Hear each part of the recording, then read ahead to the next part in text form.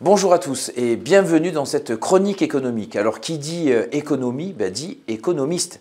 Et si l'économie française est moribonde, les économistes français, eux, ont le vent en poupe. Deux noms ont été sur toutes les lèvres cet automne. Philippe Aghion, fraîchement nobelisé, et Gabriel Zucman, chantre de la justice fiscale, qui lui a reçu la médaille Clark en 2023 et qui est une sorte de Nobel d'économie, en tout cas pour les moins de 40 ans.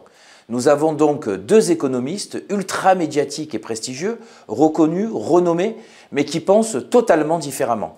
Difficile alors de savoir à quel sein se vouer. Aghion, lui, prône une économie boostée par l'investissement productif, où la richesse se crée avant de se répartir. Il met en garde contre une fiscalité trop lourde, notamment la fameuse taxe Zucman sur les grandes fortunes qu'il juge très risquée. Une telle mesure, appliquée sans concertation internationale, pourrait, selon lui, effrayer les investisseurs, pousser les entrepreneurs à l'exil et transformer la France en une prison fiscale. Pour la CFTC, ce scénario est trop catastrophique. Toutefois, nous ne nions pas certains dangers pour l'emploi, car une économie affaiblie serait synonyme, bien évidemment, de précarité pour les travailleurs. En reprenant Schumpeter et sa théorie de la destruction créatrice, Philippe Aghion place l'innovation au cœur de la croissance.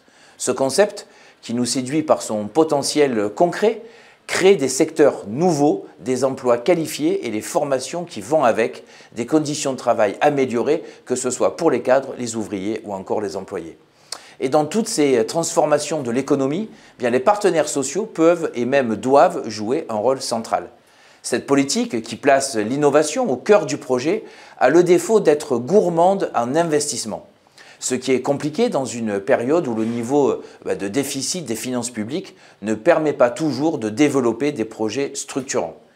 Gabriel Zucman, lui, incarne une autre ambition, rétablir la justice fiscale pour financer notre modèle social.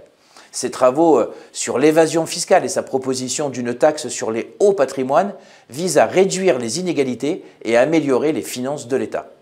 Deux objectifs que la CFTC partage bien évidemment en tant que syndicat ancré dans les valeurs chrétiennes de solidarité. Mais les bonnes intentions ne suffisent pas. La CFTC s'inquiète des effets d'une telle taxe, surtout si elle est mal calibrée.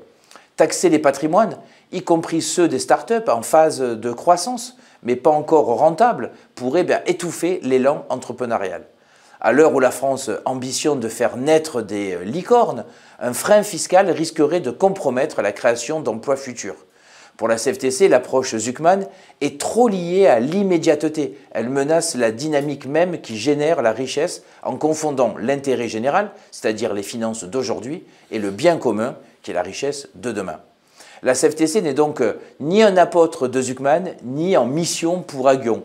Nous plaidons pour une vision qui allie efficacité économique et justice sociale, en misant sur l'innovation et le dialogue plutôt que sur une fiscalité punitive. Pour nous, la pérennité des entreprises est la condition sine qua non d'emplois de qualité et d'avancées sociales négociées.